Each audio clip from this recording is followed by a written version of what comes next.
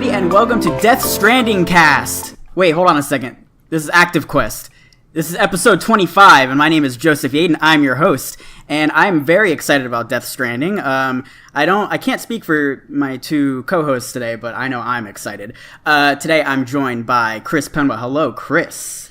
Hello. I'm not that excited about Death Stranding, but I'm excited. Well, you can go eat a dick. I'm so excited. Quit shitting all over me.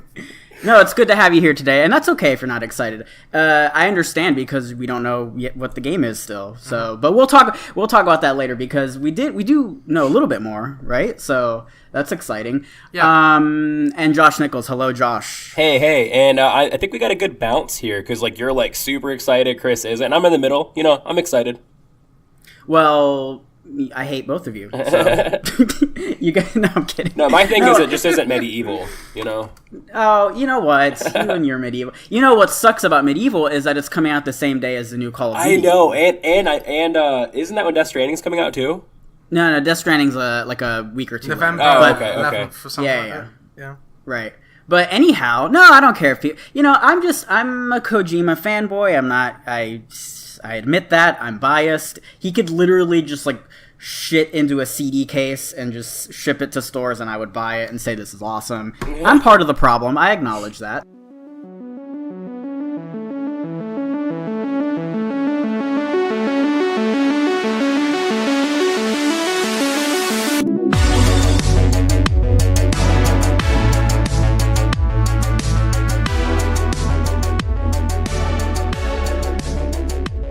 But yeah, thank you everybody for joining. This is Active Quest episode 25, and we have a packed show. I feel like I say that every week, but my god, this week was just insane. We had to cut stuff that would normally be included in the show because it's been crazy. It's just been insane. So, as I mentioned at the top of the show, Death Stranding, we got a release date, and it was, we got a really in-depth trailer. Taking a look at more of the gameplay, I think, and more characters and stuff. So we'll talk about that. New Call of Duty game, that was sort of revealed more in depth, was shown, and then we'll take a look at that. Some interesting news from Microsoft coming at E3 this year, and then we got our Games with Gold and PS Plus games announced, so those will be out probably by the time. Well, at least I know the PlayStation games will be out by the time you hear this episode. Gold games are the first. Yeah, so they're out. Yeah. Oh, but don't they stagger them? Don't they? Yeah. So they do one Xbox One game and one 360 game. Yeah, and then later in the month the other two. So right, and then more E3 news with EA Play, and then we'll close the show with a little bit more info about The Last of Us Part 2 and a possible internal delay with that. And then at the end of the show, we're gonna talk about what we've been playing. I've been playing two games that are not new. So you guys, it looks like, have been playing some newer games, and you can maybe counter out, balance out what I've been playing. So that'll be interesting. So let's see, Chris, you've been playing a little Team Sonic. Yeah, I finished the campaign over the weekend. Awesome, and you've been playing Code Vein. What did you get into the beta for that, or the alpha? Yeah, surprisingly. I think I forgot, I signed up for that, but I tried a bit of the beta, and I had a little bit of fun with it, so I'll let you know my thoughts on it later. Yeah, and then, Josh, you've been playing one of my favorite games, which is Doom from 2016, so I'm very interested to hear your thoughts on that. And then you are still playing a little bit of Plague Tale, which we discussed last week when Alex was on the show from PlayStation Forecast. But have you played a lot more of that? Just another chapter or two, not really anything new to add, just working through it before we review it. Cool. Awesome. All right, well, let's just jump into the news. This is probably going to be a packed show. Similar to last week, just because there's just so much going on. Man, and being a news writer, it was insane because there were just it's we don't have enough manpower almost to cover all this stuff during E3. It's crazy. I just pictured you crying and smiling and typing all at the same time. Well, yeah, crying because holy shit, it's a lot of work, but smiling because fucking Death Stranding, right? I'm so excited about that. What a great reveal, too. That thing was 6 minutes long. I don't remember. Oh, no, it was more than that. It was close to 10 minutes long. So, yeah. But anyway, since we're on the topic of Death Stranding, let's just get into it. We knew that Kojima was teasing, hey, we're going to talk more about it on Thursday of last week or Wednesday or something. And yeah, we got this 9-minute long trailer, and it was so packed full of Kojima goodness, and that, you know, his sort of cinematography that he uses, and like his camera work, and man, I just love how, like, I love the aesthetic of his games, how they're like realistic, but you can still almost tell that they're a Kojima game. They have like a little bit of like stylized art to them. And yeah, we got to see like probably the most gameplay I think we've seen so far, right? Like, I'm pretty sure. And yeah, we got to see Sam Reedus driving around on a motorcycle, and him shooting guys and punching guys and stuff. And oh man, I am so pumped, and I cannot believe that it's coming out this year. And I'll admit it, Chris, you were right. I was wrong. I was convinced this game was gonna, at the very, very earliest, come out next year, but possibly several years after that, you know? I thought kind of the same thing. I thought maybe it would be like one of the first games that we see released on like PS5 and PS4. You know how they usually do those like dual releases? I thought it'd be like that. And I'm still convinced this is a PS5 game as well, but, you know, like something like The Last of Us, where it comes out on the previous gen. Barely and then like gets onto the PS4, yeah. Yeah, like a year later comes out on the next gen. So I think that's still in the works. But so yeah, as we discussed at the top of the show, Chris, you're not too excited about it, and why is that? Tell me your thoughts on Death Stranding. I've never really played Kojima's games too much, and just overabundance of cutscenes and the complex story. I know this sounds rich from a Kingdom Hearts fan, but like, oh man, I have it locked and loaded already here, so you go right ahead, and then yeah. But I don't know, yeah, I don't know. His games just don't speak to me. But the open world looks cool. The gameplay looks fun. And it looks much better than it was like during the past few E3s, where like, what the hell is this game? Well, yeah, but like we didn't even know promising. What the gameplay was. Yeah, exactly. It definitely sounds promising, and this is going to be a bit unpopular, but I think this proves that they don't need an E3 conference. They could just drop a trailer and get have it like be a big deal, because PlayStation, you know, whenever they release something, it's like, oh my god, here we go. right, yeah. So, no. I think that's fair, and yeah, man, I totally understand your sentiments about not being into the Kojima's games, because they're really weird, and it's a lot. And yeah, when all you see are just like hours of cutscenes, and you're like, what is the game? I totally understand that. He kind of reminds me of like Oh, go ahead, sorry. So, yeah, I've never been much of a military guy for like that kind of storytelling, so that's the reason why I haven't really played Metal Gear Solid. If they do a remake of Metal Gear Solid from like Blue Point Games or something, then I'm in. I'll give it a go. Oh man, that'd be awesome. But, I played the Metal Gear Solid 2 and 3 games, and I just couldn't get into it because of the archaic art style and the archaic kind of like control scheme. So yeah, it's just like Kojima's never really like appealed to me, but with this game, maybe it will. Maybe he will. Yeah, I think this, obviously it's a more modern game, so it should be easier to get into from a design point of view. Yeah. Maybe not from a story point of view, because this shit is always batshit crazy.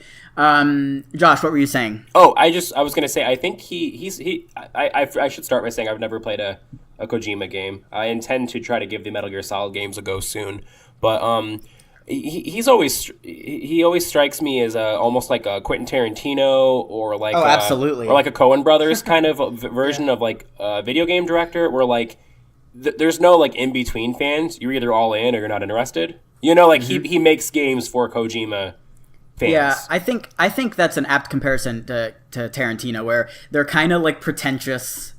And they're like very artsy, and you can tell that he loves his craft. Yeah, and he's so well respected that he can basically get away with pretty much anything. You're either rolling your eyes at him, or you're like, oh, I'm here for this. You know, there's not really any in between.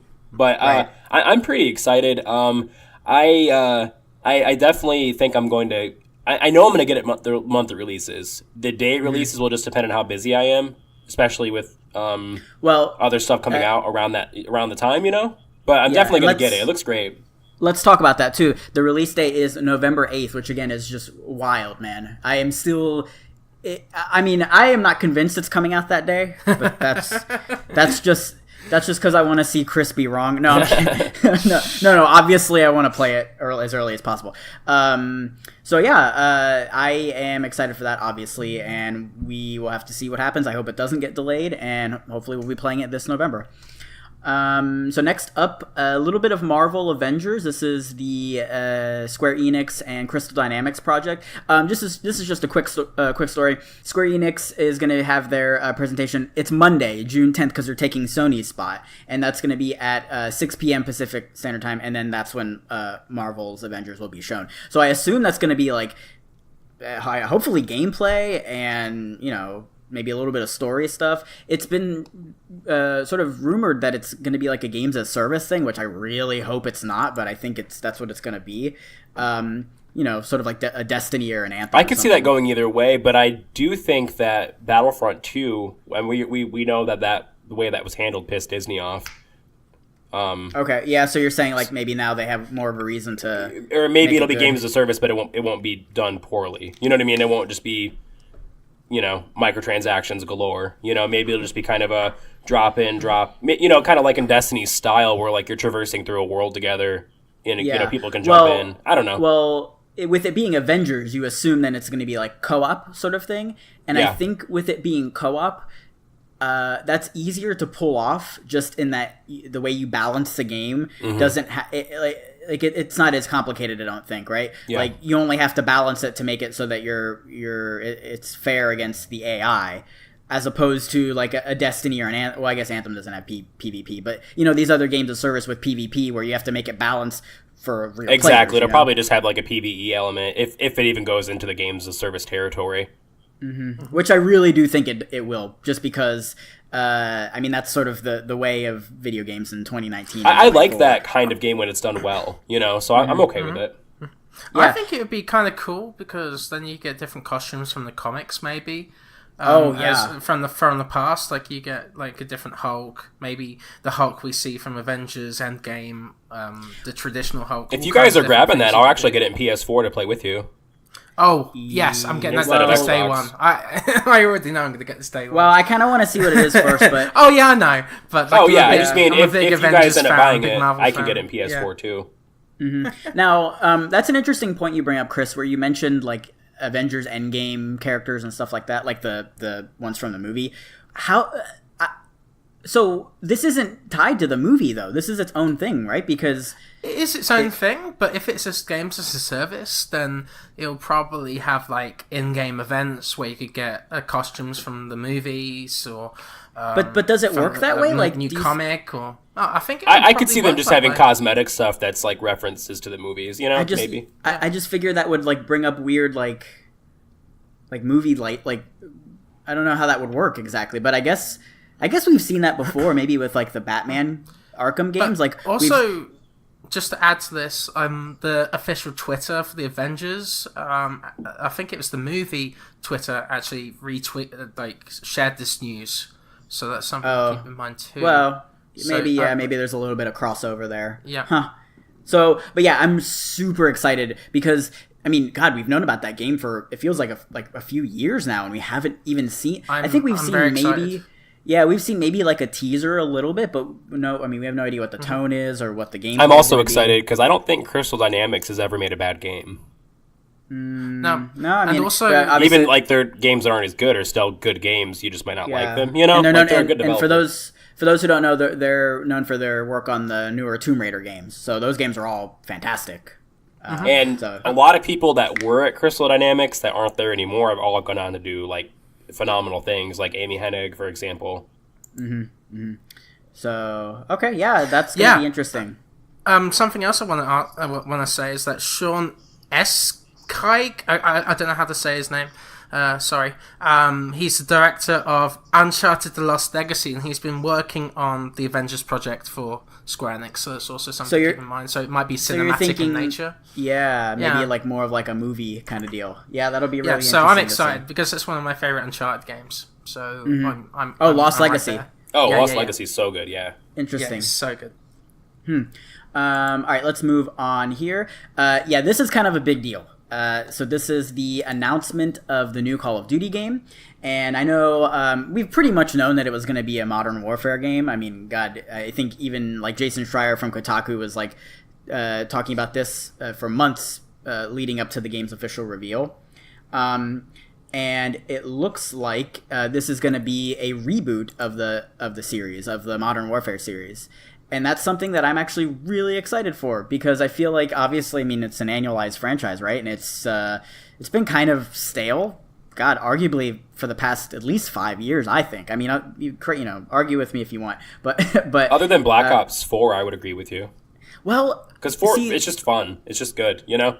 But I mean, there's no campaign though, so I think people weren't as hot on Black Ops 4. Like, yeah, it sold well, but Call of Duty always sells well. Oh yeah, no, I just mean like I like it a lot. Yeah. Oh yeah, and that's not to say that I think these are bad games, but man, I mean, with it being annualized, you got to do something new. Yeah. So this is gonna be. I mean, there was a trailer shown for it. It's got a release date of October 25th for this year.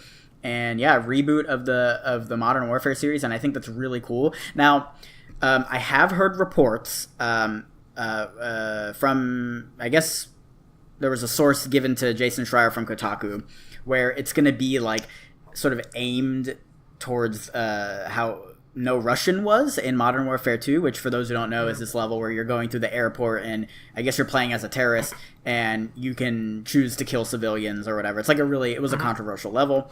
And people really didn't like that for obvious reasons. And so I guess the comparison is that this is going to be like really, really like intense. And I don't know if you're playing as a terrorist or not, but sort of like controversial. I think that sounds good. Like an uncomfortable, tense, modern shooter. I mean, if anything, that's more honest to how, war is, So yeah. I suppose so. But, a part of me feels kind of weird about it where like, man, are they just like doing that just to get more sales or...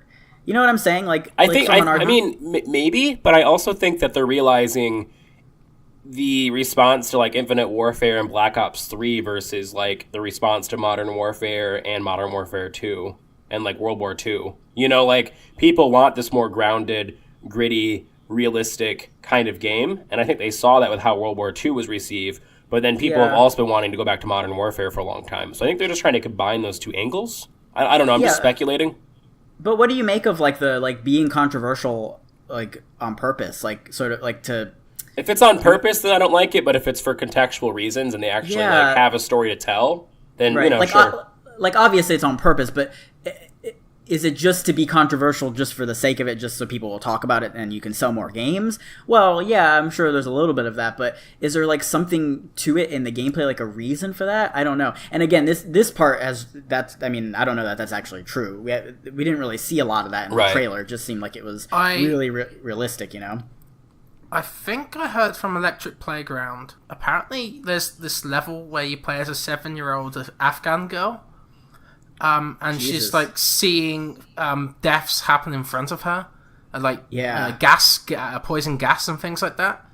And you play as her stabbing people in the back, so that's how. Holy shit! This is they're going into Spec Ops: The Line territory, you know? Yeah, and Spec Ops: The Line handled it so well. Yeah, I mean, obviously, I don't want to spoil that game. Please go play Spec Ops: The Line. Jesus Christ, that game. I've never seen a game handle war better though. Yeah, I don't know, and that's the thing. I don't want to sit here and shit on the game when we don't even know that that's what it's going to be. Well, you're raising a good point though, because are they taking these mature themes and these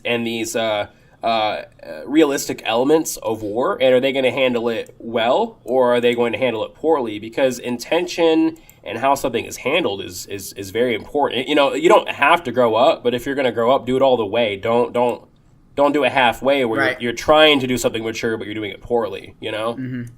And just a closing thought on this too. It's going to be called Call of Duty Modern Warfare. So I don't know. I mean, people were upset about that, and I kind of was at first too. But I guess it's fine because we've seen Doom and Star Wars Battlefront with the same name. God of War. Yeah. So it's probably fine. It's just I don't know. I wish they would have named it something else, but it doesn't matter. I guess. Really quick, I just want to say the lighting looks so great. I love that so much. And I guess too, let me just get a head count. Are we all getting this game? I think I am. Oh yeah. What about you, Chris? Yeah, day one. I'm not sure yet. Are you waiting to see about the controversial stuff? I think that's kind of a day fair one. thing. No, I think that'd be actually kind of interesting to see in a Call of Duty game. And like you say, like the Spec Ops line kind of like angle would be kind of interesting. I hope so. And they kind of need a new take for Call of Duty, like I said before, last week. So I don't know, maybe that's a good direction for them to take. Yeah. Well, we'll find out this October 25th, so that'll be interesting. Next up, we've got a little bit of E3 news from Microsoft, and this is wild, man. And we were talking about this before, and I think this is really impressive. And I think it's pretty clear that I'm not like the biggest Xbox guy, but even I'm like, holy shit, man, this is important. So Phil Spencer, head of Xbox, tweeted out this. This is a tweet I'm going to read from him. It reads, quote, just finishing our final E3 rehearsal here with the team in Redmond. Feeling really good about the briefing. Lots to show. We have 14 Xbox Game Studio games in the show this year. More first-party games than we've ever had in the show. Fun times, hashtag Xbox E3, end quote. Holy shit, man. 14 games. So we were discussing this earlier, like what that exactly means. Like if it's 14 new games or if it's just 14 games and maybe it's some stuff that we've seen before. And I think the way it reads is, and if you think I'm wrong, let me know too. But the way it reads is it's just 14 Xbox Game Studios, and it may be ones that we've heard before, but they're just saying that 14 of them are in the show. And even then, they haven't announced too many games that we haven't already seen footage of. So like even if like, okay, even if 3 of them are Battletoads, Gears 5, and Halo Infinite, that's still 11 more games, you know? Yeah, exactly. Battletoads. Holy shit.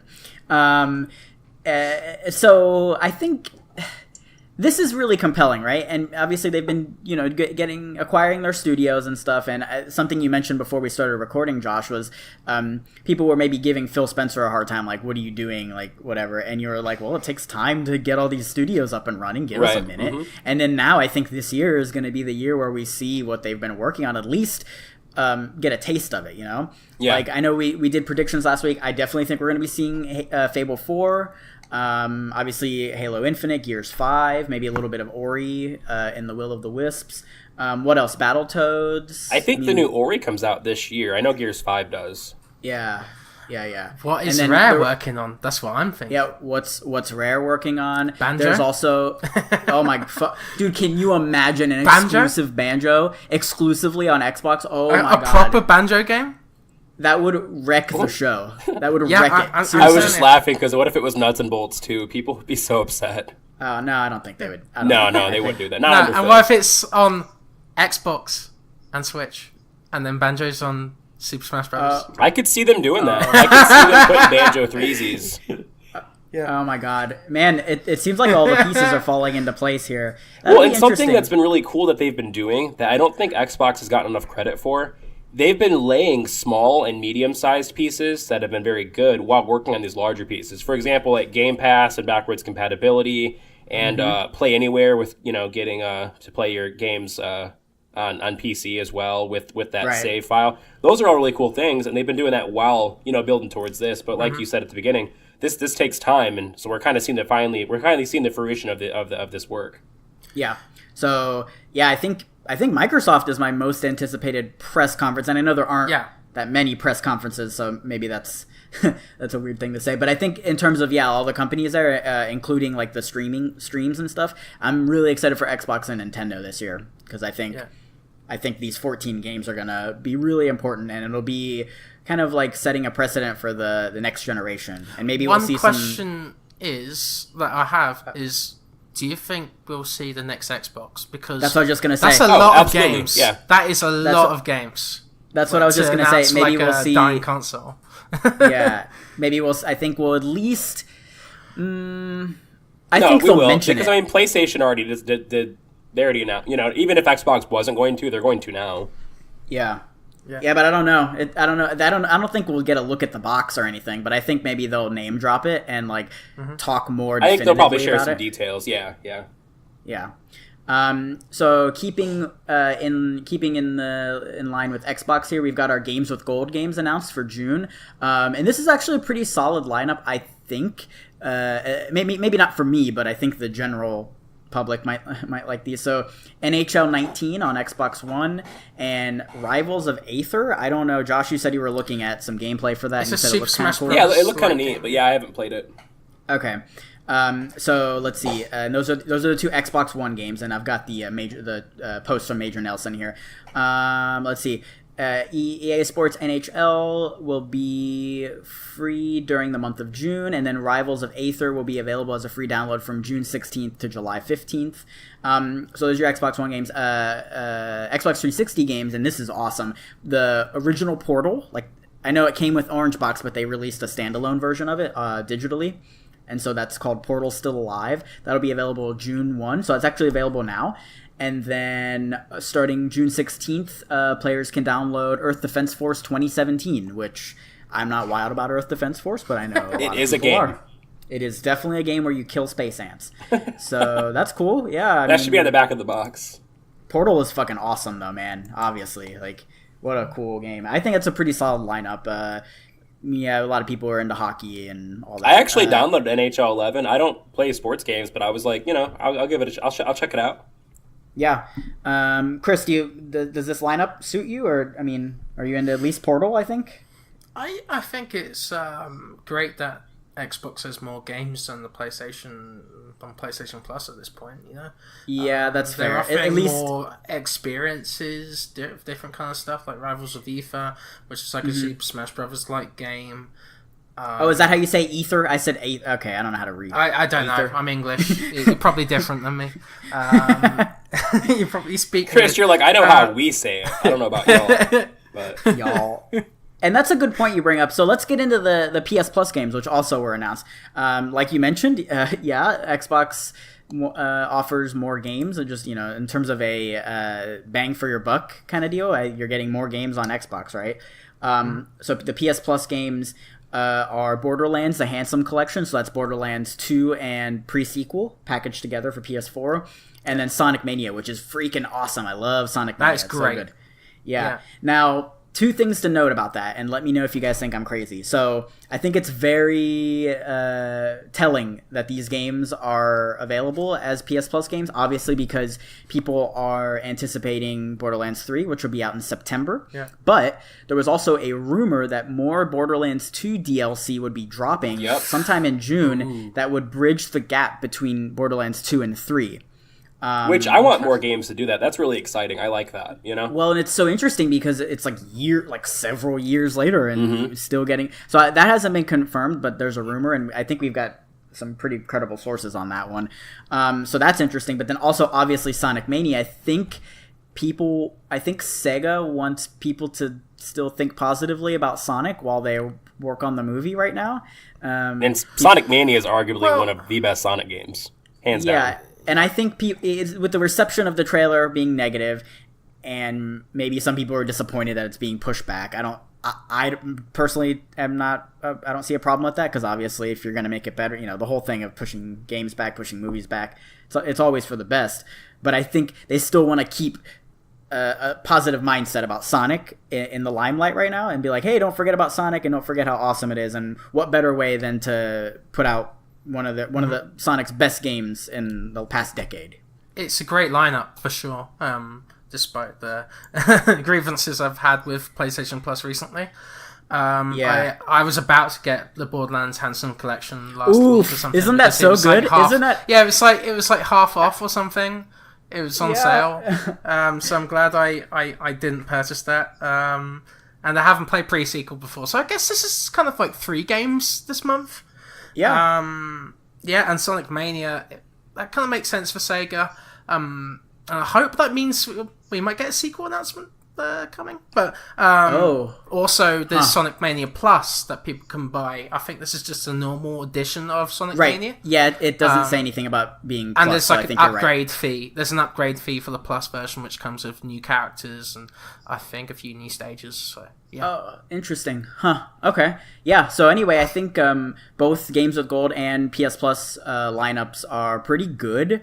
Obviously, I just wish PlayStation would get more games, but I think that's in the works, and maybe we'll see something before the end of the year, like a state of play showing that. And this is a really solid month, I think, for PlayStation 2. Yeah. All right, let's move on. Oh, we've only got actually a few more news stories here. We've been doing good. Let's keep this up here. Yeah. All right. So on one of the days, I think Wednesday, where it was just crazy with news, all this stuff was happening. EA announced their yeah, exactly, their schedule for EA Play. And let me just read this to you because this is like, man, I don't know what the hell they're doing over there. Like, okay. So EA Play, for those of you who don't know, it's their separate, they're not having a press conference or anything at E3. And what's annoying is like it's a separate show almost, like out in Hollywood, like away from the convention center where they've got all their stuff that you can demo. It's basically like their own self-contained little mini E3, but it's outside, so it's like hot as balls, and it's just I don't understand. But anyway, they've got this stream that they're doing, and it starts on here we go again. Okay, June 8th, 2019. So that's a Saturday, the Saturday before E3. And starting at 9:15 a.m. Pacific time, they've got this countdown to EA Play. And then at 9:30, they're going to be showing Star Wars Jedi Fallen Order. So actually, I'm really excited about that. I think that's everybody's probably most anticipated EA game. And then at 10 a.m., they've got Apex Legends, which like, okay, cool, but it's already out, you know. 10:30. It needs big updates, though. It needs a big update, that game, because I think the players have kind of been dropping off it, and the costumes and the stuff you can buy, the microtransactions aren't that interesting, especially with the recent Battle Pass, so it's kind of like lost interest with people. So if they have like a new map or new characters or something, I think that would be a big factor. Mm-hmm. Yeah, so then that's a good point, and I agree with you. I think it does need to update more quickly if they're going to compete with Fortnite. But then also you get into this thing of like, well, you know, Fortnite, we've seen coverage of how, and reports of how like their staff is miserable because they're always crunching. Yeah, they haven't been crunching for Apex, so right. I'll take it, but yeah. Yeah, so then at 10:30, Battlefield 5. I guess we're going to be seeing new maps or something for that. At 11 a.m., we're going to be seeing EA Sports FIFA. At 11:30, Madden, and they're going to close at. God damn it, Chris! They're going to close the show at noon, showing off some of The Sims 4. Now, what's fascinating to me is that, What are they doing? Like, why are they showing all of these old games? Like, I know that you want to sprinkle in a few things that are currently ongoing, you know, like just to let people know that they're gonna keep supporting them, kind of thing. But I don't understand like why there's no mention of any new, like, obviously they don't want to spoil and say, hey, we're going to announce these games, but at least say like, and some more surprises or something like that, just so people know that there's more stuff. Do you get what I'm saying? Like, I think we'll probably get that, though. I think they probably just aren't talking about it. I think they'll probably... Because remember last time when they nonchalantly just, and we're working on a new Star Wars game. You know, like, that happened last year. Yeah. So that might happen. But, I mean, either way, though, I'm pretty excited for Star Wars. And The Sims 4 has been doing all kinds of good content in the last few years. So it's cool they're still doing that. But I definitely take your point in how, like, hopefully they've got something else up their sleeve, too. And the thing that's wild is, like, they have, like... It's a big deal to like set up your own mini convention, right? And like, why are they like? I just don't get it. Why they're this is like on the level of like a Nintendo Direct or State of Play, but actually like lower. Well, and this is E3, you know. So I see what you're saying. But it's more complicated than that because they have to. I mean in terms of quality. This is kind of like what they have announced. No, but what I'm saying though is that they have it's like their own convention. Like it's like a physical place you go to. And it's like a booth that they have, but it's like gigantic, you know? But like, why are they going through all the trouble of setting all that up when all of these games are already out? Like, I know the whole point of E3 is to like sell your game. Like, hey, this is what our game looks like. Please give us money at some point. But when all these games are like already out, I just don't understand. Like, is it worth it to them to do this? I mean, it must be, I guess. I don't know. I think everybody who goes there is just going to want to play Star Wars, right? Am I crazy? Because I went to last year's. Is there any like blank? Is there any like room for like new games or? I don't know. I mean, I'm just reading what their streaming schedule is showing, And there's no report. I don't know. And since they don't have a press like this is essentially their press conference, right? Like, where they, like I don't know how else they would announce anything, you know?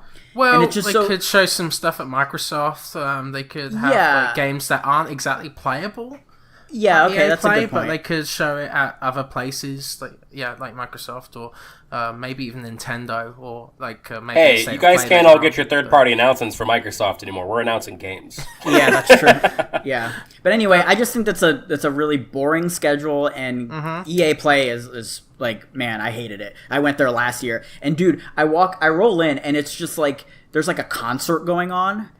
Like a gigantic stage with like a concert and like a big crowd. I'm like, what the fuck is this? And then Command and Conquer on mobile. Yeah, and I'm like I played that actually. I'm like walking around and I'm like, what even? Who gives a shit about these games? Like Unraveled was there, which that's cool, I guess. And then I got to see footage of Battlefield 5. This was before it came out.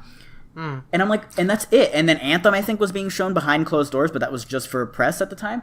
And I'm just like, dude, what is the point of this? Like, is it worth it? I'm surprised they're not showing Sea of Solitude as well. That's a new game coming up in July. And that's coming out soon, too. Yeah. Yeah, exactly. Like, I think they have stuff in and there's reportedly, we don't have this on the show notes, but there's reportedly a new Need for Speed game coming out, and they're not showing that. I don't know why. You could at least name drop it. It's supposed to be maybe they will, though. You know, maybe their schedule just looks boring and they're going to surprise us. No, I think there was a story we covered on PlayStation Lifestyle where they said they're not showing it at E3 this year. Wow. Or EA Play. Like, they're not showing it at all. Like, so, they just don't have anything, really.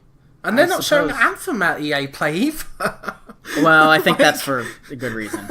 I know, but that's kind of insane. So, okay, let's move on here. Now, we'll add this in later. I don't actually have this on the show notes, but I'm looking at the time, and I think we have time to cover this quickly. So this is sort of in the same mindset of what we were just covering, but from Ubisoft's point of view. So this is I got an article from PlayStation Lifestyle here. Ubisoft has one or two more surprises planned for E3.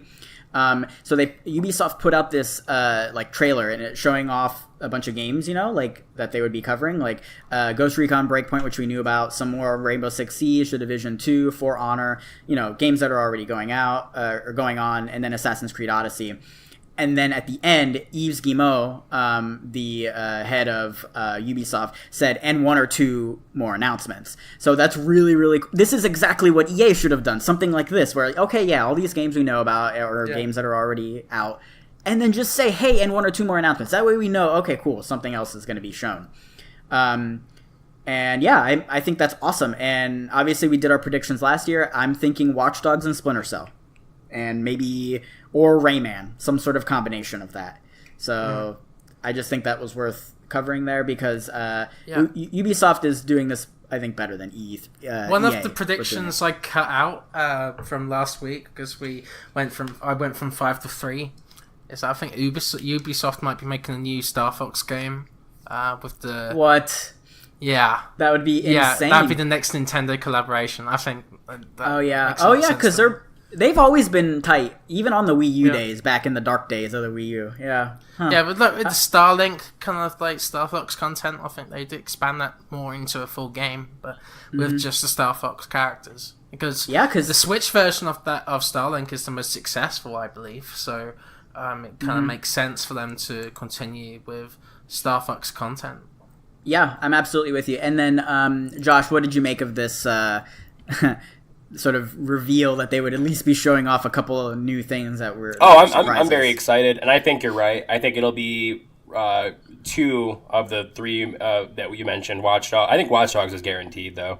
So it'll be that and Splinter Cell, or that and Rayman, or maybe it'll be all 3. You know, maybe they'll be like, oh, and by the way, Rayman, of course. You know, I don't think it's just 1 or 2 surprises. I think we'll see more. Well, that may be. That's just what it says. Yeah. 1 or 2 surprises. Yeah, you're probably right. I think maybe they might do a couple extra things. And we'll add that in. I know, like I said, that wasn't on the run of show, but I just quickly wanted to touch on that. Okay, cool. Let's close out the news with this Last of Us Part 2 story, where I know every week there's always Last of Us Part 2 stuff. But it looks like it was internally delayed. Now, what that means, I guess, is that obviously it's never had a solid release date, but internally the team always, like, has a date they're shooting for, you know? and I think they really were planning on putting that out this year, but it looks like they've had to move it to early 2020. And so I have a tweet here from Jason Schreier. Let's see. Okay, yeah, here we go. There was a rumor. This is from Nibel. This is a Twitter user who's pretty... I like Nibel. Yeah, he's good. Yeah, he's pretty respected. He is a credible guy. So there was a rumor. It said, according to the official Taiwanese PlayStation Facebook page, Death Stranding is set to launch on November 8th. The post has since been removed. Thank you. And then Jason Schreier responded to that saying, looks like Death Stranding is about to get announced for a November release date. The Last of Us 2 was also planned for fall 2019, but I actually just heard it got bumped to early 2020, possibly February. Either way, wild final year for PS4. Now, Jason Schreier, I mean, obviously he's one of the most well-respected reporters in the industry, so I think his sources, if he's willing to go out on Twitter and say that, I think it's pretty reputable, And honestly, I think that makes sense. I think, especially if they have Death Stranding for this holiday, they don't need, I think it's fine to push. I wouldn't even be surprised if Sony was like, do you guys need some more time? And they were like, yeah, you know what, we'll take it. Yeah, because there's no room for that game to be bad. That game can't be bad, right? So I think that makes sense. I can't remember. Did any of us think that Last of Us was coming out this year? I think, Chris, you did. I thought it might come out around the holidays. Huh. What about you, Chris? I had a feeling it would come out this year, but I'm not surprised that it's early 2020. But so especially with Death Stranding coming out. Well, yeah, that's my thing too. It's just like it doesn't. I guess if they didn't have Death Stranding, then it'd be fine to bring something else out. But at this point, you don't need to crowd out your holiday. Yeah, because honestly, that would be bad. I think to have two exclusives launch so close to each other. And you have Medieval as well. Oh yeah, and that's right. Sorry, like we were Josh, talking about before, like we were talking about before we started recording too. Time is very limited, more so than money these days. So don't make me have to pick between my time. Let me enjoy them both without having to, lose sleep. Right. Cool. So it looks like we did it. We got through all of the news here. So let's take a quick break and then finish out the show with what we've been playing. So we'll be right back.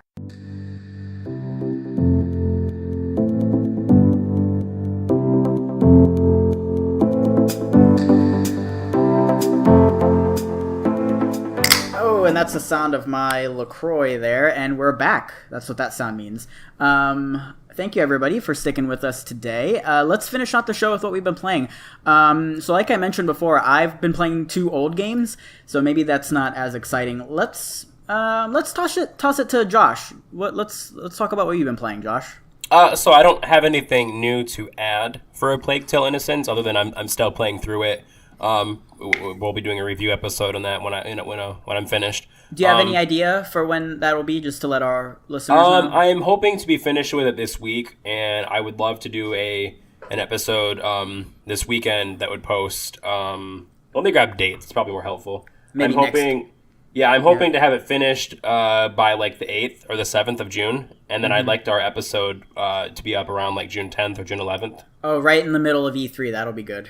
Oh, well, maybe we can release it a bit later then, yeah. Maybe wait. Okay, maybe the 13th cool. or 14th. So you haven't gotten that much further in it, though, but maybe a few more chapters? Yeah. I mean, I was hoping to finish it, but I've been sick, so I haven't been able to play as much. I'm still enjoying it. I definitely, without saying too much, I think this is a really good example of game design done right. The developer is very good at communicating with the player on what they should be or shouldn't be doing. And I like that a lot more than hey, go do this, which a lot of games do, and that can be done well. But there's certainly something to be said about just me knowing what to do just by looking around and seeing oh, here's what's happening. Right. Yeah, and I'm with you on that. Cool. So hopefully we'll see some more in-depth coverage of that in the coming week or so. And we got a code for that, by the way. Just want to let you know. Yeah. Yeah. Shout out to Focus Home for that. Yeah, that was awesome. And then Chris, you're gonna be jumping into that as well, right? Plague Tale. Hopefully at some point. Haven't been able to snag a copy yet, but at some point I will. Okay, gotcha. Cool. And Josh, what else have you been playing? I've also been playing Doom 2016. I was really in the mood for just something that's just like, straight gameplay, like no interruptions almost. Kicking you in the balls. Yeah, which I think shooters and platformers are very good at being a good palate cleanser after you finish something that's very narrative heavy. Right. So I absolutely loved both Life is Strange games, but I wanted something that was just gameplay without me having to think too much for a palate cleanser. So yeah, I've been playing Doom 2016 finally. I've owned it for a few years. It's finally time to play it, Really enjoying it so far. Soundtrack obviously is fantastic. You know what it is Rage came out and everybody was like, huh, you know what game's awesome? Doom. And I think everybody just started playing Doom again. Yeah, they're like, hey, Bethesda, thanks for reminding us that you have good shooters. Oh, man. So, cool. How far have you gotten in it, though? I think I'm on the 5th chapter.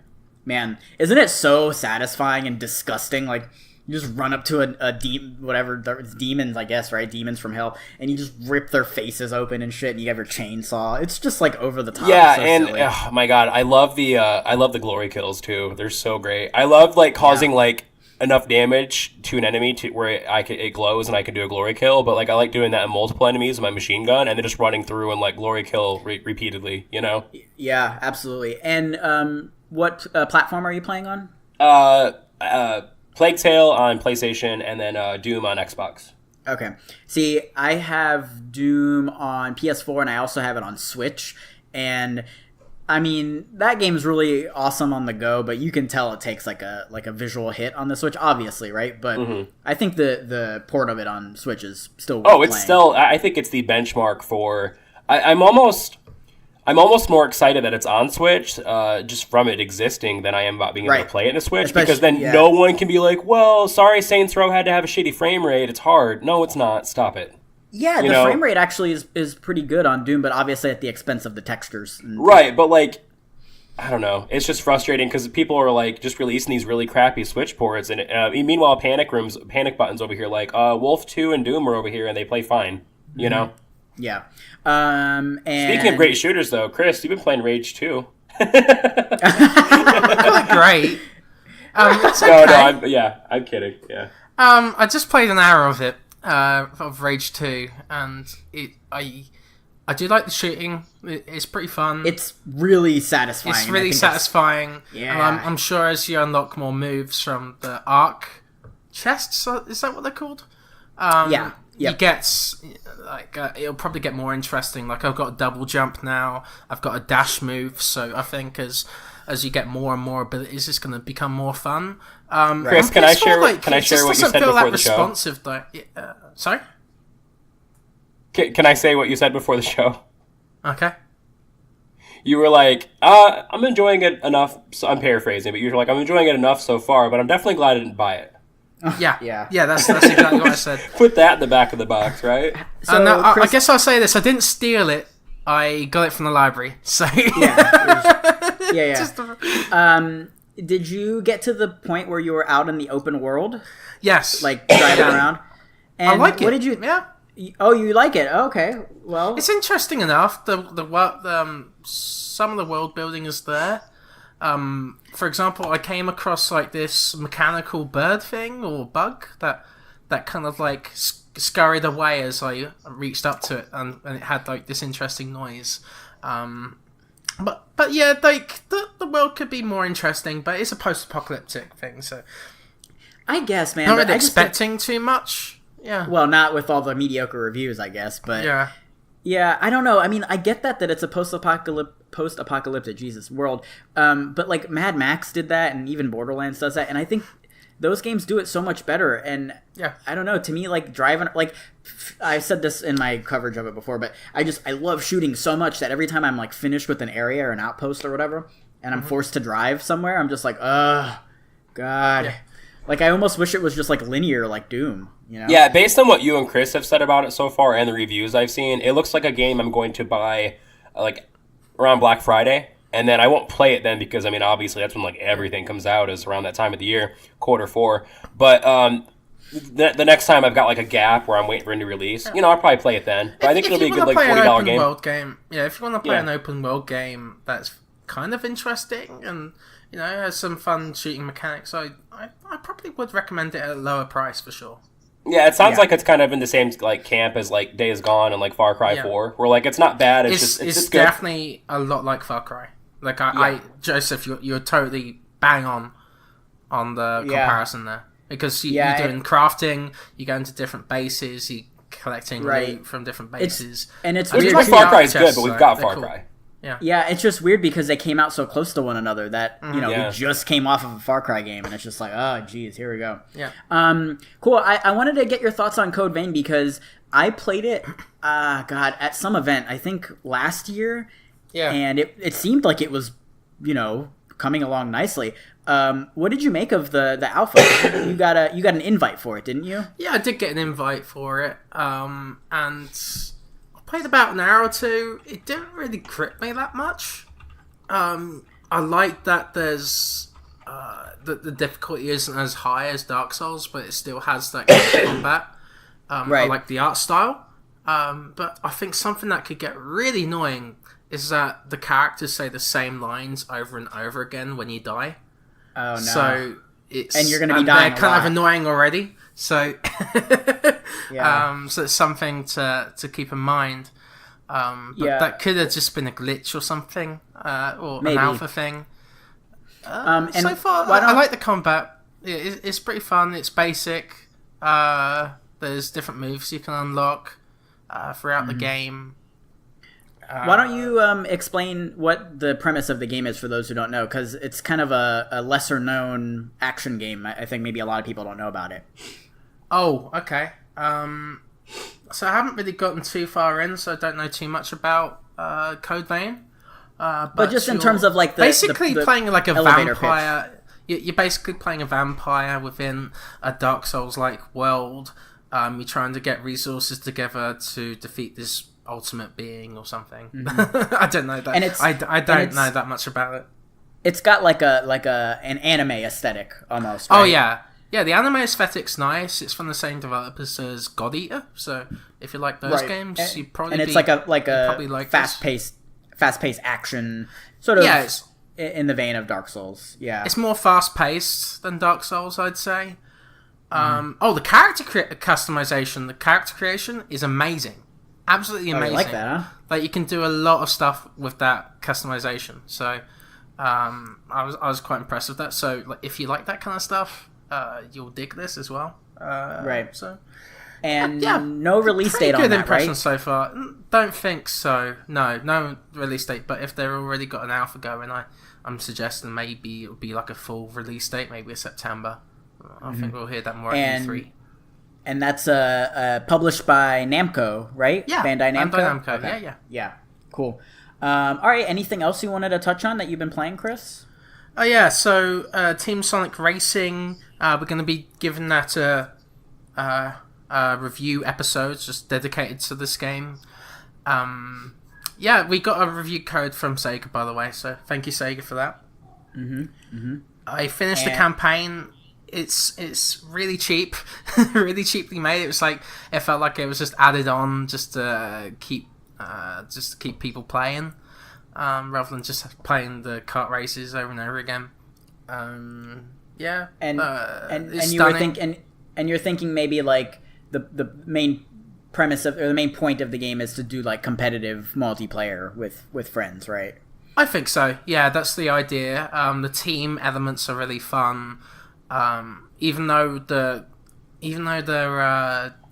power-ups aren't that interesting in comparison to other kart races, it's fun to play. It's really intuitive, like with how you control the karts. They've really got it down, Sumo Digital, because they have experience of the Sonic kart racing games before.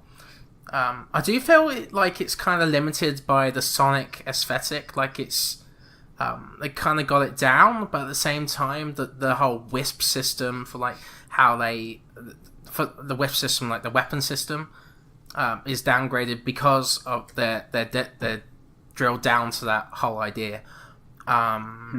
I think the locations are great, especially for modern Sonic fans. Like, it's from Sonic Heroes to now, pretty much. So if you're a fan of those games or the modern 3D games, you'll be right at home here. The music is great. It definitely brings me back to the times when I played Sonic Heroes. And Interesting. yeah, like the graphics and the visuals are amazing. There's things going on in the stages that are interesting to look at and just pull you into the game. So yeah, like I'm pretty happy with the game so far. From what I've played, we'll be giving it a more in-depth review later on. But yeah, I thought it was a fun game in general. Cool. And then anything else you wanted to touch on before I let everybody know what I was playing? So I'll just briefly mention this. So Overwatch, played it again just to get an idea of, like, like does it still hold up? Is it still fun? And yes, it is. Yeah. And Bloodborne, I was able to finish another boss. Which boss was that? The Bloodstarved Beast? Bloodstarved Beast, that's it. Oh, man. So now I'm actually past the point where I was before, so I'm enjoying the game, dude, in a new perspective. So that boss is really tough. There's I was able to get help from Spirit or something. Man, there's a way you can do it. I watched this guy speed run it, and it was really fascinating because there's a way you can, like, get the timing down to where you can beat that boss in like a minute, literally. Less than, probably like 30 seconds maybe. And you just have to get the parries down right. If it's the boss I'm thinking of, let me make sure I'm not misspeaking here. It's in the church. Yeah. Yep. Yeah, Bloodstarved Beast. Let me see. Is it? And then, yeah. Okay. Yep, that's the one I'm thinking of. Yeah, man, you can just like parry this boss and just fuck this boss up, and you can do it in like less than a minute. Oh yeah, I just did a Google search for it. How to beat Bloodstarved Beast. It's a 2-minute video. So, so yeah, man, interesting. That's really cool. That's a tough one to get through though. It must feel pretty good to get past that one. Oh yeah, and I got past that section really quickly, which surprised me. But I was able to upgrade my my attributes and be able to reach this particular section with quite a lot of ease. Awesome. Yeah, and I assume you'll be continuing to play Bloodborne throughout the year, correct? Yeah. Oh yeah. I'm gonna try to get through to the end of it. Like one of my goals is to actually finish a Soulsborne game. Yeah. Cool. So yeah. Awesome. All right. Let me touch on what I've been playing, and then we'll close out the show. We do have a little bit of housekeeping as well at the end, so we'll get to that. In honor of Death Stranding, I decided to jump back into Metal Gear Solid 5, and dude, that game is incredible. And I'm not just saying that. I know I mentioned I'm biased, Kojima and blah, blah, blah. I know I said that. But, dude, it's like, it reminds me of Breath of the Wild in terms of, like, all these, like, little things it does that add up to this amazing, like, masterpiece. It's so good. It's got all the Kojima-isms, but the gameplay loop is so satisfying. Like, I don't know if either of you have played this. Josh, have you played Metal Gear? Oh, no, you said you've never played No, I haven't played any of them, but I mean, they look interesting and I intend to play them. I think I think getting into 5 is probably a good place to start. I keep seeing 3, though. People online keep saying 3. Well, the thing with... I think 3 is probably, like, the fan favorite, but... that one's harder to get into, I think, than 5, just because of, like, maybe, the controls and the story is kind of insane. But, yeah, I just think from, like, a modern point of view. Oh, like, okay, I see what you're saying. You're not saying story-wise, you're saying gameplay-wise. Yeah, like, and, like, the systems and, like, from a technical standpoint. I think 5 is, like, the easiest to get into because it's all like level based. Like, I don't think there's a whole lot of room for confusion in terms of like actually just like the moment to moment gameplay.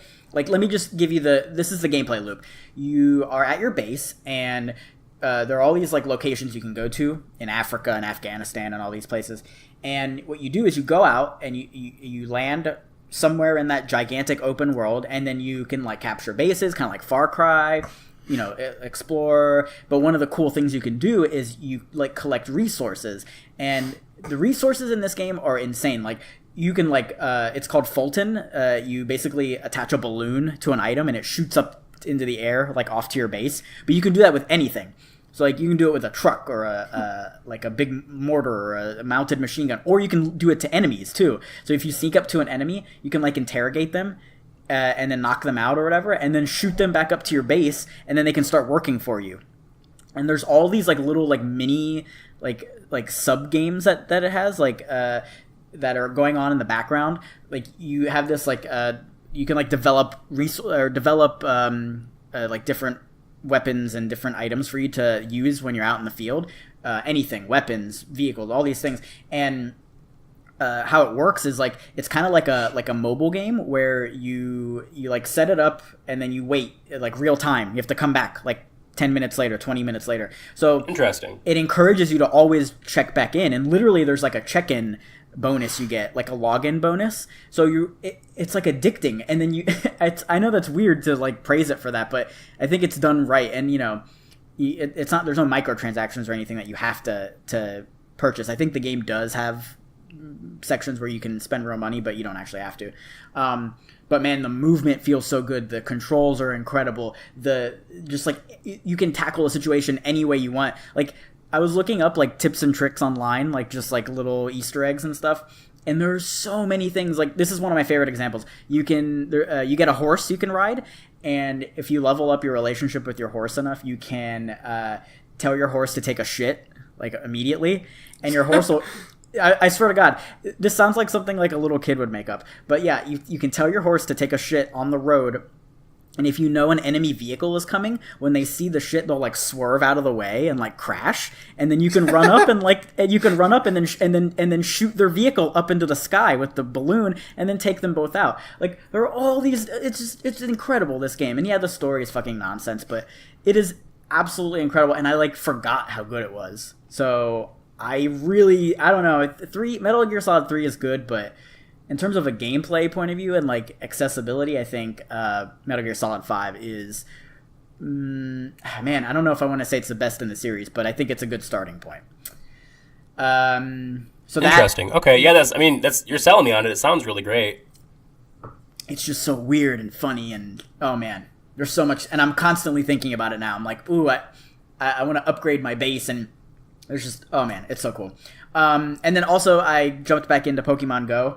I know that's like a weird game to talk about because it's a mobile game, whatever. But I went to Kings Island, which is it's a theme park close to where I live. It's north of Cincinnati, and the Pokemon, there's like Pokestops everywhere. Pokemon. So I decided to play it, and now I'm like addicted to it again, and it's just a fun little thing. That's kind of how I play too. I like play it like nonstop, like whenever I'm out and about, like for a couple weeks, then I'll take a break for a month or two. Yeah, I think it's best enjoyed like that, just in spurts here and there. Right, and you come back and there's like all these updates and stuff, and you're like, oh, that's a new thing that I haven't seen before. Cool.